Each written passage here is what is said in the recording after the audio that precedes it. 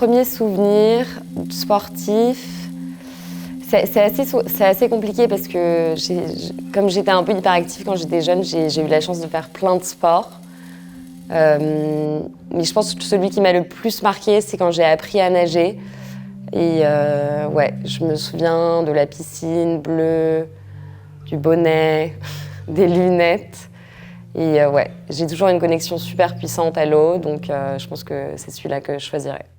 Alors comme ça, le souvenir qui me viendrait, c'est un souvenir plutôt positif justement, assez joyeux. C'est quand on se retrouvait, en fait quand on était petit, on se retrouvait avec les enfants du passage dans lequel j'habitais, dans le 18e à Paris, pour jouer dans le passage le soir en sortant de l'école ou le week-end. Et on a fini par installer un filet de badminton. Du coup, on se retrouvait pour jouer au badminton je me rappelle de ce moment. En tout cas, là, c'était vraiment un moment de l'enfance particulier qui est lié au fait de pratiquer un sport en collectif, quoi, en plus avec des enfants qui pouvaient passer et qu'on connaissait pas forcément, qui se joignaient à nous. Voilà. Et après, on avait même fini par développer un peu ça. On s'est inscrit après à l'AS avec l'école, je me souviens, pour aller faire du badminton au gymnase. Alors mes premiers souvenirs de sport, pour moi c'est un peu dur, on va dire, d'en trouver un seul. Et je dirais aussi qu'ils sont assez contradictoires. En tant que praticienne, mes souvenirs c'est plutôt, on va dire, la boule au ventre du sport.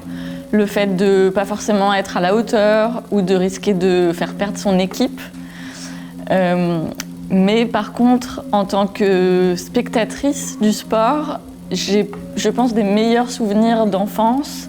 Et comme ça, je pense par exemple à la Coupe du Monde 98, où c'est vrai que c'était devenu un très fort événement qu'on pouvait vraiment partager avec ses amis et sa famille. Et du coup, j'ai un souvenir assez fort en vrai de la finale, où on était allés avec mes voisins acheter du fast-food pour regarder la finale ensuite devant la télé. Et c'était comme ça un vrai, on va dire, moment d'amour et de communion avec les gens qu'on aime.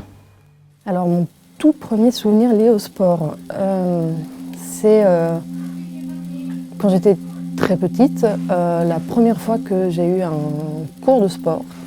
On nous a fait courir d'une grille à une autre grille. Et j'étais déjà relativement maladroite. Et en arrivant du coup de l'autre côté du préau, de l'autre côté vers l'autre grille, je suis tombée, j'ai trébuché.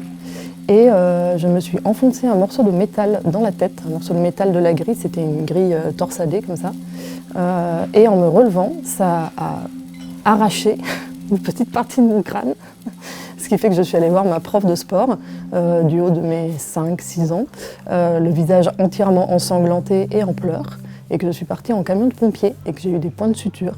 Voilà, c'était la toute première fois de ma vie que je courais sous les ordres de quelqu'un et ça s'est pas très bien passé. Du coup, c'était le début d'une longue série.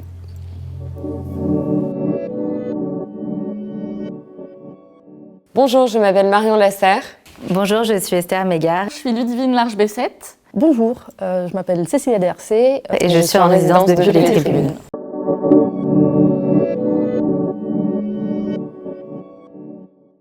Donc, je suis artiste nouveau média. J'ai fait un master à Central Saint Martins à Londres sur les nouveaux matériaux. Et j'étais très intéressée par la 3D, la collaboration scientifique et comment mêler les mondes scientifiques et artistiques.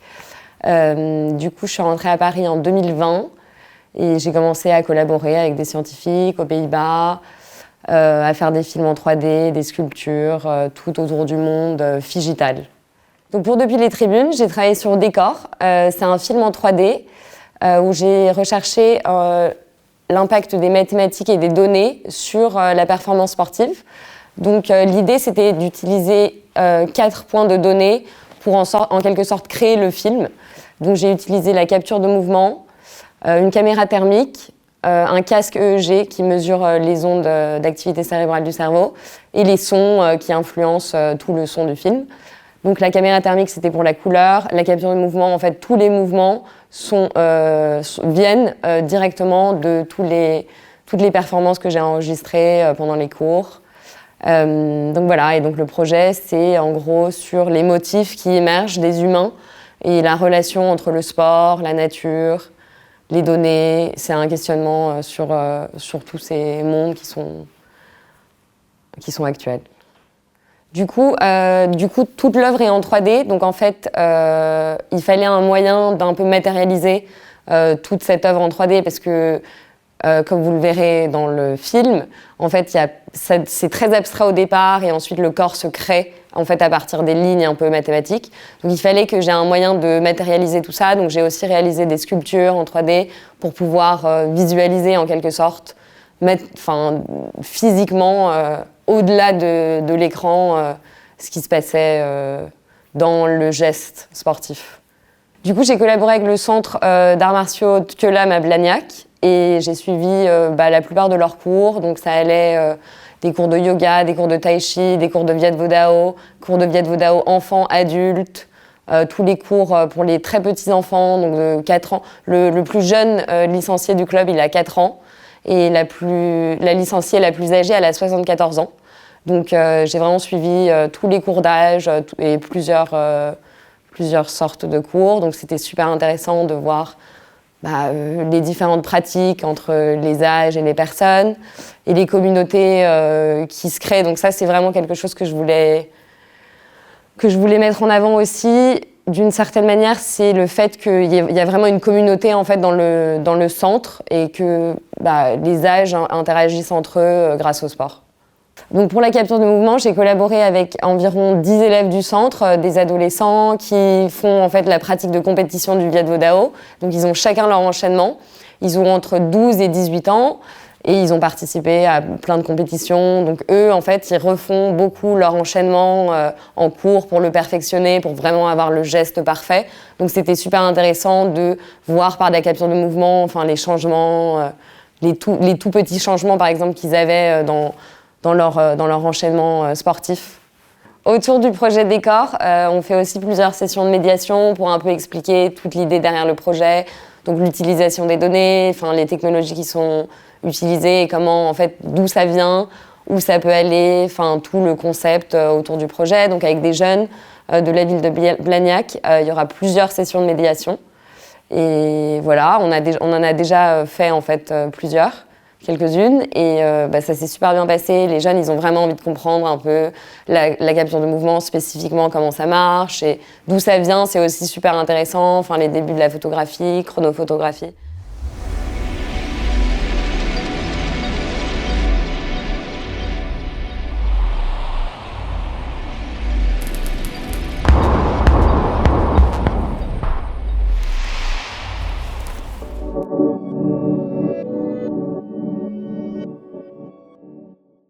Alors, j'ai fait les arts déco de Strasbourg déjà, après le lycée où j'ai déjà fait une option arts plastique et la fac, une année de fac en arts plastiques à Paris. J'ai été aux arts déco de Strasbourg.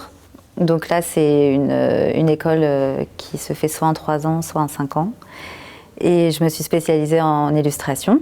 Et j'allais beaucoup du coup dans les ateliers de gravure. J'aimais bien ces lieux avec ces vieilles presses aussi. Et donc il y avait aussi d'ailleurs un rapport au corps important dans mon travail à ce moment-là, parce qu'il y a ce temps de travail physique avec le lien aux machines, en fait, un peu aux presses, quoi. Donc j'ai beaucoup développé l'image imprimée aux arts déco. Et après j'ai développé l'animation. En fait, ça a été un peu un hasard par des commandes qu'on m'a faites, du coup, justement, notamment en gravure. Pour Depuis les tribunes, je suis en résidence depuis presque un an, en lien avec le club de boxe Don't Panic Team au Havre, de boxe anglaise. Et donc, j'ai fait des allers-retours entre la rencontre du club et mon travail en atelier après de développement de mon animation, de la technique que j'avais choisie. Donc je suis venue en mai rencontrer le club, les coachs, les adhérents. Et Et j'avais donc une idée en tête de développement d'une technique d'animation du fil et du tissu sur laquelle j'étais partie parce que j'avais déjà commencé un travail autour de ça parce que je trouvais que la broderie pour représenter la boxe était intéressante et relevait un certain paradoxe lié à ce sport qui est difficile, qui est un sport de combat dans lequel les personnes prennent beaucoup de risques. Et en même temps, souvent dans les clubs, il y a en tout cas moi c'est ce que j'avais pu ressentir, un côté très chaleureux, des liens qui se tissent assez solidaires, amicaux. Et du coup, je trouvais que tout simplement le fait de travailler du fil, ça pouvait représenter ces liens qui s'y tissent. Donc ensuite, entre ce que j'avais pu imaginer et ce que j'ai découvert après, évidemment, au Havre, c'était toute une nouvelle aventure et avec ce club. Donc après, voilà, il y a eu tout un travail de recherche, de découverte du club, de savoir ce que je voulais en raconter et aussi de la ville du Havre. Effectivement, voilà, c'était un mélange de narration du club, du lien à la boxe et des rencontres et aussi de l'atmosphère en fait un peu du Havre, quoi. Alors pour ce travail, donc déjà il y avait évidemment le fait de rencontrer le club et les coachs en priorité qui tiennent ce club, donc Naïm Zawish et Doudou Zawish qui sont en fait de la même famille. Donc là c'est vraiment un club tenu par une famille, le père et les deux fils. Donc Medine, le rappeur qui est le président, qui l'a fondé, qui faisait de la boxe à l'époque, mais qui du coup aujourd'hui ne vient plus tellement aux entraînements, mais en tout cas qui soutient les galas, qui est le président du club et qui mène aussi les projets. Donc voilà, il y avait déjà de comprendre comment se passe le club. Et ensuite, je suis venue assister à des entraînements, je les ai filmés et j'ai pu les suivre en compétition en mai-juin sur 2 compétitions, une à Paris et une à Rouen. Sur la rencontre des adhérents, ça s'est fait petit à petit, donc il y a vraiment du coup au moment des compétitions, les compétiteurs en tout cas, il y a eu ces moments où je les ai suivis qui a permis de se rencontrer parce qu'il y a aussi le voyage qu'on a fait ensemble, etc. Et pour les moments d'entraînement, donc je me présentais à chaque fois, déjà je présentais le projet pour pouvoir pour qu'ils comprennent pourquoi ils sont filmés. Et le fait que ce soit de l'animation, ça permettait aussi beaucoup plus de choses parce que les gens comprennent que c'est pas l'image directe qui sera présentée. Mais c'est vrai que tant qu'il n'y avait pas eu cette présentation vraiment des images fabriquées, c'était un peu abstrait. Mais ils avaient envie de prendre part au projet pour certains et certaines par les entretiens. En tout cas, si il y avait un lien ensuite, un échange, de savoir ce que j'allais garder et enfin voilà, du coup il y avait tout ça, je l'expliquais en fait, qu'ils pourraient réécouter, que si jamais il y avait des choses à revoir, enfin voilà, que j'allais pas ne pas revenir vers eux avant de faire le film. Donc là, ils attendent le résultat. Maintenant, il y a vraiment cette attente. Et il y a eu aussi surtout une présentation d'étapes de travail dans laquelle ils ont pu comprendre comment les images et les entretiens seraient utilisés et voir vraiment l'esthétique de l'animation, quoi, des images.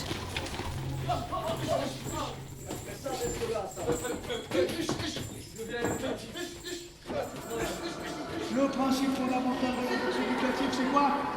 Toucher l'adversaire sans se faire toucher. D'accord? Donc là, regardez bien. Vas-y, ici, attaque, défense.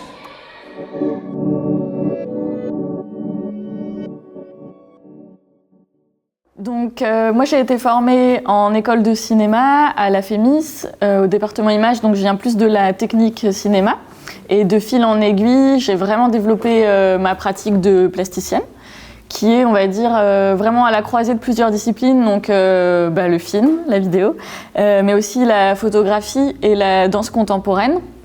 Et ça peut prendre plein de formes variées, suivant vraiment les projets. En général, on va dire que je pense vraiment le médium par rapport à ce que j'ai envie de chercher. Et ensuite, on va dire le cœur de mon travail, c'est un peu le corps et ses représentations, et travailler un peu sur l'histoire des représentations, comment elles ont évolué, pourquoi certaines images sont restées plus que d'autres et ont eu un certain impact. Et voilà, donc un travail un peu de déconstruction des images, des narrations, et aussi peut-être maintenant ouvrir vers des voies sur quels pourraient être d'autres systèmes de narration, d'autres systèmes d'images. Pour le projet que j'ai mené pour la résidence Depuis les tribunes, il y avait vraiment l'idée de travailler sur l'injonction à la performance. Et en croisant un peu plusieurs strates, on va dire, donc il y a l'idée vraiment d'un personnage principal qui peut incarner par le corps et par la voix un peu plusieurs voix, plusieurs entités. Et ce personnage, je l'imaginais vraiment avec la pratique de la course, de l'athlétisme, d'avoir quelqu'un vraiment qui court. Et ce que je trouve intéressant, c'est qu'il y avait vraiment un côté un peu sport, mais un côté aussi dans la course qui peut emmener vraiment vers un ailleurs, qui peut être est-ce que c'est quelqu'un qui est poursuivi, est-ce que c'est quelqu'un qui poursuit, est-ce que c'est une course de loisir ou une course de fuite, d'attaque. Donc avec toutes ces différentes possibilités. Et en mélangeant ça avec vraiment de la danse aussi, qui peut amener pour moi une autre couche d'interprétation. Et avec aussi donc l'idée d'un monologue qui est constitué à partir, en tout cas en partie, de témoignages avec des jeunes de Roubaix, avec lesquels du coup je travaille actuellement, où on est en train de travailler là-dessus. Pour ce projet, il y avait vraiment l'idée que ça soit vraiment inscrit en collaboration du coup avec différents jeunes. Donc il y avait effectivement la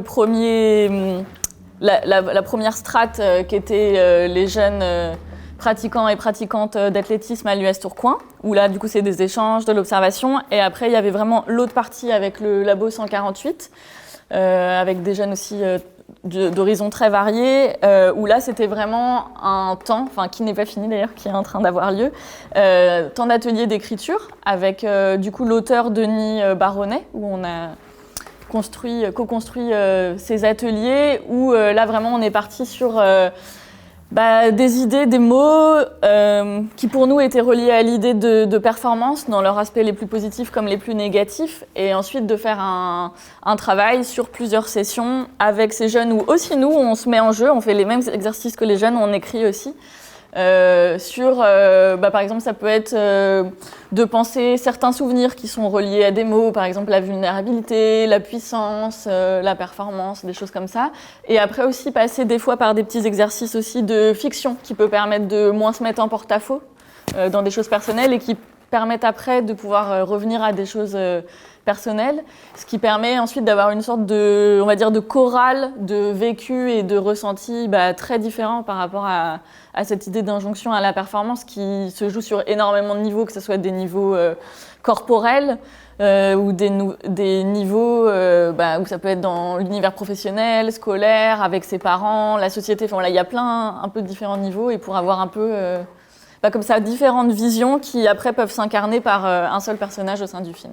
Et en fait, avec ces ateliers, l'idée, c'est que tous ces textes qui ont été, ce corpus de textes et de voix qui aura été créé, donc il y a effectivement une partie qui servira comme ça de base pour le monologue de mon film, mais l'idée, c'est aussi d'être vraiment dans la collaboration et que tous ces textes, les jeunes puissent aussi, eux, s'en saisir, choisir ceux qui les intéressent ou en reconstruire d'autres à partir de ça et créer leur propre film.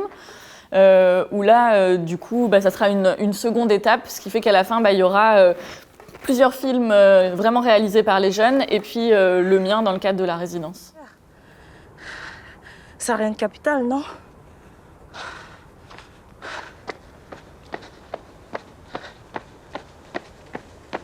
Est-ce que je me dois des victoires ou est-ce qu'on me demande des victoires?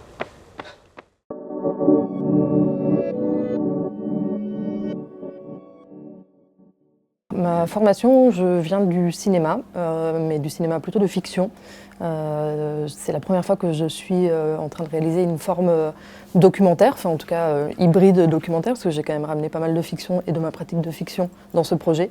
Pour Depuis les tribunes, j'ai été accueillie en résidence au Cadet de Bretagne, qui est un centre multisportif J'ai commencé par vouloir faire un film documentaire naturaliste qui a très vite évolué dans sa forme. Mais l'objectif était de recueillir des récits de personnes qui se reconnaissaient dans l'appellation de nul, et de nul en sport spécifiquement, qui avaient expérimenté ce sentiment de marginalité ou de mise à l'écart, ou en tout cas au minimum d'excentricité, qui est de ne pas se reconnaître dans l'amour du sport, qui est une espèce de langage un peu universel, qui nous échappe. Je suis beaucoup partie de ma propre expérience, hein. Évidemment, ce film est très très autobiographique, même de l'ordre de l'exorcisme à quelques endroits. J'ai travaillé avec des entretiens, des témoignages recueillis un peu aussi bien dans le centre qu'à l'extérieur du centre aussi, parce que forcément, des personnes qui sont nulles en sport ne sont pas les plus présentes à l'intérieur des centres sportifs. Ça a été assez difficile de lui trouver une forme à ce film, notamment parce que j'étais assez inquiète de projeter mon avis sur des personnes en train de faire du sport, en fait. Et j'ai très vite abandonné la forme naturaliste qui, finalement, ramenait une espèce de jugement de réalisatrice qui pose un regard sur. Et c'était exactement l'inverse de ce que je voulais faire. Vraiment, si le film parle des stéréotypes et des a priori, le but était de célébrer et de donner la parole aux personnes qui se reconnaissent dans ce truc de marginalité, quoi. Et c'est comme ça que l'idée du musée est apparue. J'ai été accueillie dans les cadets. On nous a donné une pièce dans laquelle stocker notre matériel, qui était des toilettes, des vestiaires d'arbitres. Et je me suis dit que c'était quand même rigolo, 10 ans plus tard, de s'y retrouver à nouveau, étant donné que je me cachais souvent dans les toilettes et que j'essayais d'y passer un maximum de temps pour rater un maximum du cours, ou alors que je m'y changeais par pudeur aussi, parce que j'avais peur d'être vue par les autres personnes dans les vestiaires. Et voilà, dans cette espèce d'idée on se retrouve à retourner au même endroit. Il menait des entretiens d'ailleurs, parce que ça a été un espace dans lequel j'ai accueilli quelques personnes et rencontré des personnes pour le film. Et on s'est dit que c'était intéressant d'y recréer un décor. Et j'ai l'occasion de travailler avec une équipe merveilleuse de très bons amis et de très talentueux collaborateurs, notamment Loïc Vanel, qui est chef décorateur, avec qui on a imaginé cette structure de musée qui a été éclairée par la chef opératrice Naomi à Margé. Et voilà, c'est un travail collectif parce que pour moi le cinéma est un métier à plusieurs. Enfin, c'est mon don de réalisatrice qui est mis en avant, mais c'est vraiment, vraiment un travail d'équipe. Le musée, il est envisagé comme une déambulation autour des mauvais souvenirs que j'ai recueillis d'expériences de sport. Il y a une pièce centrale qui est celle qui recueille mon expérience à moi, mon souvenir traumatique, et après le reste est vraiment une espèce de déambulation dans des souvenirs cauchemardesques, une expérience aussi sensorielle, parce que l'idée c'est d'avoir aussi bien de l'odorat, de l'écoute, du son et de la vue et même du toucher. On a même mis des petits goûters que les gens peuvent ramener pour se souvenir de la petite briquette de jus de pomme. Et je fais moi-même partie de l'exposition aussi, étant donné que je la présente et je suis habillée dans ma tenue de primaire. Enfin, en tout cas, ce t-shirt est mon t-shirt de primaire. Ces chaussures sont mes chaussures de lycée avec lesquelles je faisais du sport. Et ce jogging, le jogging, par contre, j'ai dû en trouver un nouveau parce que je ne fais plus la taille de mes 6 ans. Je suis très contente d'avoir été accueillie au Cadet de Bretagne, qui m'ont fait entièrement confiance. Ils m'ont laissé carte blanche complète en me prêtant le lieu, du matériel, en soutenant complètement le projet et en invitant leurs adhérents et adhérentes à venir me rencontrer aussi, qui sont tous et toutes bienvenus à venir visiter le musée, même si ce n'est pas des personnes nulles ou concernées par ces questions d'exclusion. Est-ce que tu as l'impression de faire partie d'un groupe de nuls en sport? Ouais, je pense. En tout cas, j'ai une tendresse particulière pour les enfants et les adolescents nuls en sport. Dans tous les sports, il y a quand même un petit truc qui me fait que j'ai pas envie d'en faire. Et la piscine, c'est justement ça. J'ai pas envie de me mettre en maillot de bain devant tous les autres.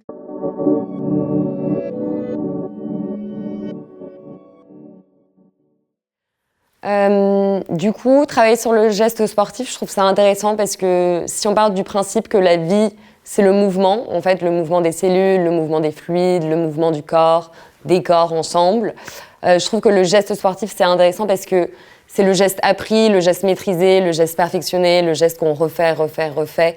Et c'est le geste frustrant aussi peut-être, c'est le geste... Enfin, c'est plein de gestes différents au final qui sont intéressants à étudier, à filmer, à travailler. Enfin, voilà. Donc moi, c'est vraiment ce qui m'intéressait.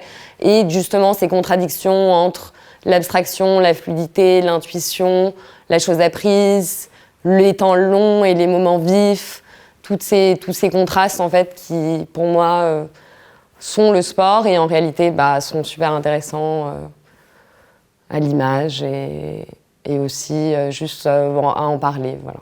Penser le geste du sport cette année, surtout par rapport à cette résidence, c'est en lien avec mon travail. C'est quelque chose que je n'avais pas forcément fait, mais qui est en fait un peu évident. Les liens entre gestes sportifs et gestes artistiques paraissent finalement assez évidents dans la répétition du geste, dans le fait de passer par l'entraînement solitaire d'abord, pour après passer à des moments de partage en collectif, puis carrément se montrer au public, en fait. Enfin, de vouloir montrer, communiquer sur son travail au public. Il y a tout ce temps, en tout cas, d'entraînement et de persévérance solitaire et de répétition, d'imitation aussi d'artistes ou de sportifs qu'on peut observer. Donc, dans le geste sportif et le sport en général, pour moi, il y a vraiment la question de la performance et de toute son ambivalence, qu'on peut retrouver de manière justement très, très concrète dans le sport, mais qui en fait est une question beaucoup plus large qui est dans la société, avec vraiment ce rapport à quelque chose qui peut nous permettre de nous dépasser, de se libérer, et à la fois quelque chose qui peut être une forme d'injonction ou une sorte de cadre dans lequel on doit se conférer, s'adapter. Et ça, voilà, c'est vraiment, je pense, quelque chose qui est vraiment particulier au sport, mais qui renvoie à la vie et qui, du coup, peut-être peut permettre de le traverser d'une autre manière. Et après, de refaire le lien avec, dans la vie au quotidien, comment on peut gérer cette question-là, quoi. Mon travail autour du sport, mon travail autour du geste sportif, finalement ça a été d'enlever le mot geste dedans, parce que c'est quelque chose qui ne me parle pas énormément, même si je reconnais la beauté du sport sans problème et qu'aujourd'hui je suis dans un rapport beaucoup plus apaisé avec cette pratique-là, mais plutôt de questionner les valeurs autour de la pratique sportive et surtout essayer de réunir des personnes qui ont vécu ce sentiment d'exclusion, de marginalité que moi j'ai ressenti très fort en grandissant et qui me fait ressentir une espèce d'impression de communauté avec des personnes qui se reconnaissent directement quand on évoque cette thématique qui est celle d'avoir été nul en sport ou de l'être ou de se considérer nul et essayer de répondre à la question qui m'intéresse vraiment très très fort, qui est comment faire pour faire du sport une pratique neutre en fait, qui pourrait être l'équivalent de, je sais pas, manger, boire, dormir, et le libérer de toutes ces injonctions, de toutes les normes et de tout l'aspect système en fait qui va autour. Et voilà, je pense que c'est un sujet qui est tentaculaire et que quand on commence à en tirer un bout, en fait, il y a toute une pyramide de questions qui viennent avec.